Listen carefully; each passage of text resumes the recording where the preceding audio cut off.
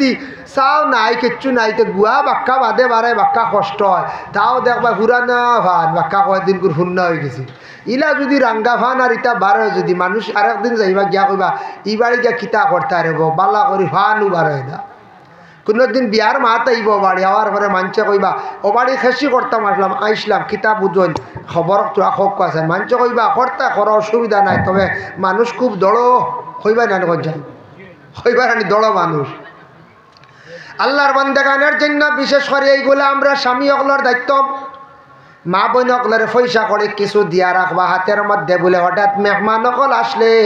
গগ বিবি তুমি খাওয়াইয়া দিও কুটুম আইলে খাওয়াইয়া দিও এইভাবে প্রত্যেক স্বামী অকলে ঘরের বিবি অকলের হাতে কিছু টাকা রাখতাম আমরা খবর পাইছি মেসেজ আইছে কিছু স্বামী অকল আসন ঘর স্ত্রী অকলরে বিশ্বাস করেন না খম্র চাবি বান্ধিয়া খালি গুরন হকানি তাকিতি অবস্থা খম্র চাবি বুঝাইছেন ঘরের বিবির ধরে পয়সা দেখা নিত নাই বিলকুল না বিশ্বাসই নাই যে ঘরের বিবির লিয়ে জীবন কাটাইতাম ও ঘরের বিবির বিশ্বাস করেন না আঁকতে একদিন শুনবা 200 টাকা নাই খেয়ে নিছে তুমি বাইরে খাওয়াইছি নি ভেন্টর ভোগটা হাত দোকানি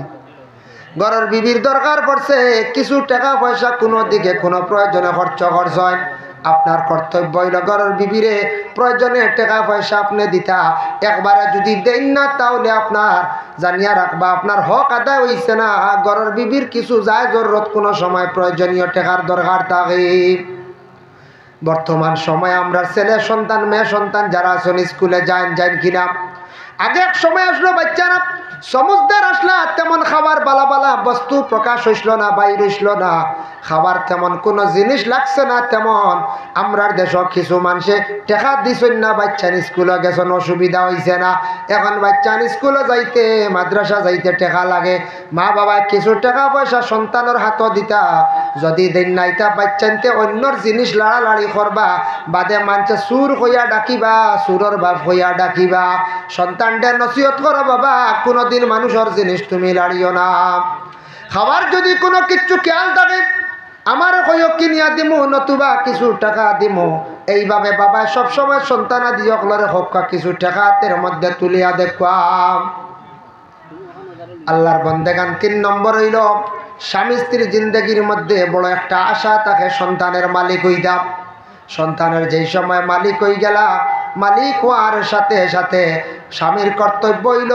ঘরের বিবিরে কি করতা বলে উন্নত ট্রিটমেন্ট করতাম ঘরের বিবির উন্নত ট্রিটমেন্ট করতাম আমিও না একদিন জিজ্ঞাসা করলাম এক টাউন শহর আপনার তো টাউন আছে না হাটলি ছড়া লালা এটা তো টাউন নানি হাইলাকান্দি করিমগঞ্জ এইভাবে শিলচর শহর অঞ্চলে দেখুন